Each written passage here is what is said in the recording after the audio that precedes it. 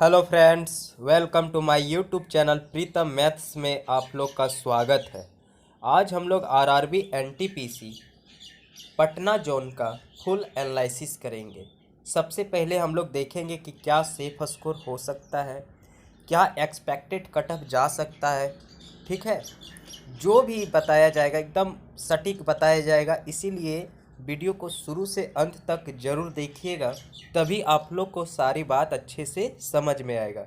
ठीक है, सबसे पहले हम लोग देखेंगे सेफ स्कोर क्या होगा। जो भी कैंडिडेट अटेम्प्ट करके आए हैं, कट छट के जो मार्क्स अभी बन रहे हैं, ठीक है, तो यदि उतना के जो सेफ स्कोर बताएंगे उसके रेंज में आ रहा है तो CBT2 का तैयारी आप लोग जारी रखें, छोड़े नहीं।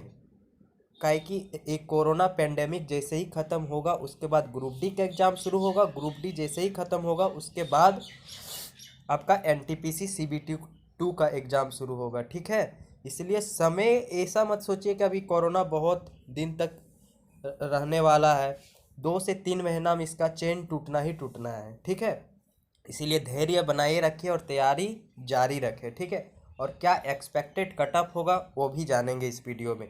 इसलिए चैनल को, यदि आप नए हैं तो चैनल को सब्सक्राइब जरूर कर लीजिएगा। चलिए वीडियो शुरू करते हैं। सबसे पहले देखेंगे 2019 में वैकेंसी कितना था। 2019 में वैकेंसी है मेरा 1039 वैकेंसी है, पिछले वर्ष की तुलना में कुछ ज़्यादा है। ठीक है, टोटल फॉर्म फिलअप इस बार हुआ है 3,93,928, ये ऑफिशियल डाटा है। ठीक है, और इस बार 20 टाइम्स आपका कैंडिडेट क्वालिफाई होंगे, CBT1 क्वालिफाई करके CBT2 जाएंगे। तो यदि वैकेंसी आपका 1039 है, इसको 20 से गुना किया जाए तो 20,780 कैंडिडेट आपका CBT2 का एग्ज़ाम देंगे। ठीक है, और इस बार अटेंडेंस क्या रहा है, अटेंडेंस 50 से 60% रहा है। बोला जा रहा है कि इस बार बहुत कम अटेंडेंस हो रहा है, ऐसा नहीं है दोस्त। यदि 2016 का भी वैकेंसी में देखा जाए तो 92 लैक्स आपका टोटल वैकेंसी में 92 लैक्स फॉर्म फिलअप किया गया था।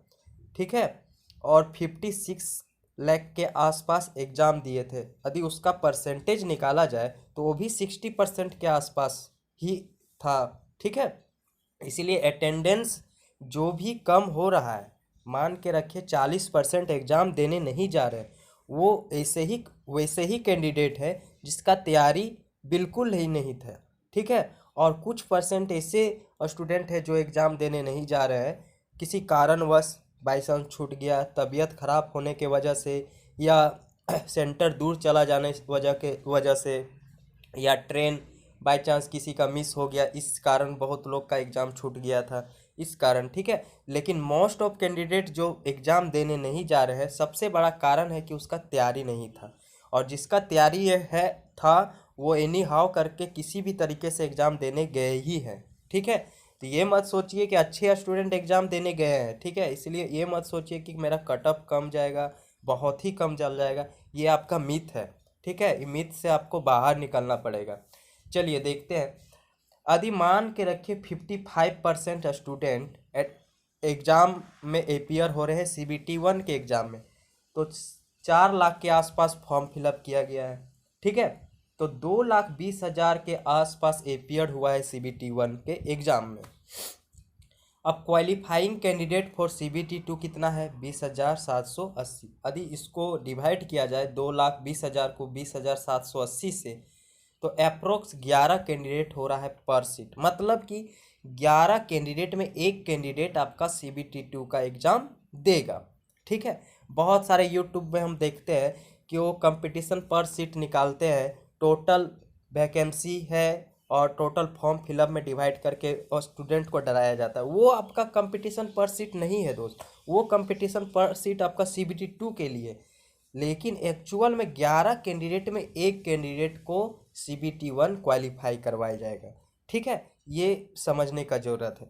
चलिए, तो क्या सेफ स्कोर हो सकता है उसके बारे जानते हैं। सेफ स्कोर जानने से पहले हम इसको 3 पार्ट्स में डिवाइड किए हैं, easy shift, moderate shift, tough shift. ये क्यों किए हैं, इसके पीछे का कारण जान जाइए। यदि किसी का इजी शिफ्ट में पड़ा था, आप कैसे जानिएगा इजी शिफ्ट में था, किसी का मॉडरेट शिफ्ट में था, किसी का टफ शिफ्ट में था। यदि इजी शिफ्ट में आप एग्ज़ाम दिए हैं तो यदि उस शिफ्ट में लगभग सभी का अटेम्प्ट 75, 70, 80, 85 क्वेश्चन अटेम्प्ट करके आ रहे हैं और उनको उसको लग रहा है कि 4 से 5 क्वेश्चन, 6 क्वेश्चन, 7 क्वेश्चन गलत हो सकता है, इससे ज़्यादा गलत नहीं हो सकता, तो हम उसको इजी शिफ्ट के श्रेणी में रख सकते हैं। और मॉडरेट शिफ्ट में कि कोई 65, 70, 68, 63, 62 ऐसे बना के अटेम्प्ट करके आ रहे हैं तो उसको मॉडरेट शिफ्ट में रखा जा सकता है। और टफ शिफ्ट में 55, 60, 61, 54 ऐसे अटेम्प्ट करके आ रहे हैं तो उसको टफ शिफ्ट में रखा जा सकता है। ठीक है, तो यदि ये easy shift, moderate shift, tough shift आप एग्ज़ाम दे के निकले होंगे तो आप स्टूडेंट से रिव्यू लिए होंगे कि आप कितना बनाए, आप कितना बनाए, तो उस सब का उससे अंदाज़ा लग जाता है कि मेरा शिफ्ट कैसा था। ठीक है, यदि उससे अंदाज़ा आपको गया होगा तो आप इस कैटेगरी में आ रहे हैं तो आप बिल्कुल सेफ हो। तो चलिए देखते हैं। यदि इजी शिफ्ट में आपका यूआर कैटेगरी से हो, अनरिजर्व कैटेगरी से हो और आपका इजी शिफ्ट में 62 प्लस मार्क्स आ रहा है तो आप बिल्कुल सेफ हो पटना जोन के लिए। ठीक है, और मॉडरेट शिफ्ट में 58 प्लस मार्क्स आ रहा है, रॉ मार्क्स, ये कट छट के जो अटेम्प्ट किए थे और कुछ क्वेश्चन गलत हो गया है, कट छट कितना मार्क्स आ रहा है तो आप बिल्कुल सेफ हो। टफ शिफ्ट में 55 प्लस मार्क्स आ रहा है तो बिल्कुल सेफ। ये आपका बिल्कुल सेफ वाला है दोस्त। इससे यदि 2-3 मार्क्स कम भी आ रहा है तो घबराने का बात नहीं है। यदि आपका नॉर्मलाइजेशन में कुछ ज़्यादा इंक्रीमेंट कर गया तो आप CBT 1 क्वालिफाई कर जाइए।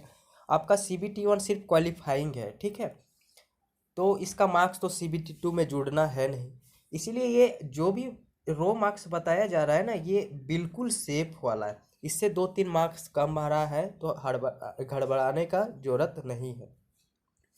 यदि ओबीसी में है, ओबीसी कैटेगरी में इजी शिफ्ट में 58 प्लस मार्क्स आ रहा है तो बिल्कुल सेफ हो। मॉडरेट शिफ्ट में 55 प्लस आ रहा है तो बिल्कुल सेफ हो। और टॉप शिफ्ट में 52 प्लस आ रहा है तो बिल्कुल सेफ हो। EWS और ओबीसी में ज़्यादा का डिफरेंस देखने को नहीं मिलेगा। EWS में 57 प्लस मार्क्स आ रहा है तो बिल्कुल सेफ हो। मॉडरेट शिफ्ट में 54 प्लस मार्क्स आ रहा है तो बिल्कुल सेफ हो। और टॉप शिफ्ट में 50 प्लस मार्क्स आ रहा है तो बिल्कुल सेफ हो। आप SC कैटेगरी से हो और इजी शिफ्ट में आपका एग्जाम पड़ा था और 42 प्लस मार्क्स आ रहा है तो बिल्कुल सेफ हो। मॉडरेट शिफ्ट में 40 प्लस मार्क्स आ रहा है तो बिल्कुल सेफ हो।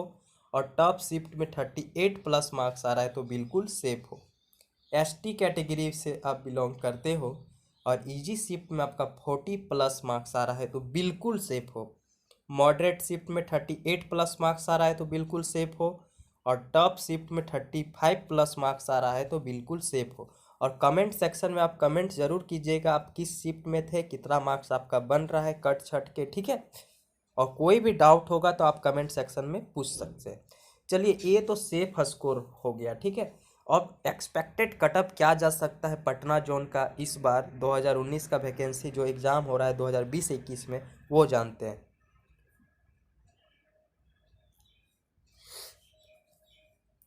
तो इस बार एक्सपेक्टेड कटअप हो सकता है अनरिजर्व कैटेगरी का 64 से 68 के इंटरवल में देखने को मिलेगा।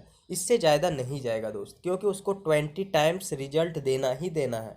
ठीक है, भले ही CBT 2 में इसका कटअप हाई देखने को मिलेगा पटना जोन से, रांची जोन से, बहुत सारे ऐसे जोन है जो CBT 1 में कटअप बहुत कम जाएगा, लेकिन आपका CBT 2 में कटअप देखने को मिलता है, वो हमेशा से देखने को मिलता है। ठीक है, और ओबीसी कैटेगरी का इस बार एक्सपेक्टेड कटअप रहेगा 58 से 63 के बीच ही रहेगा, इससे ज़्यादा जाने की संभावना नहीं है।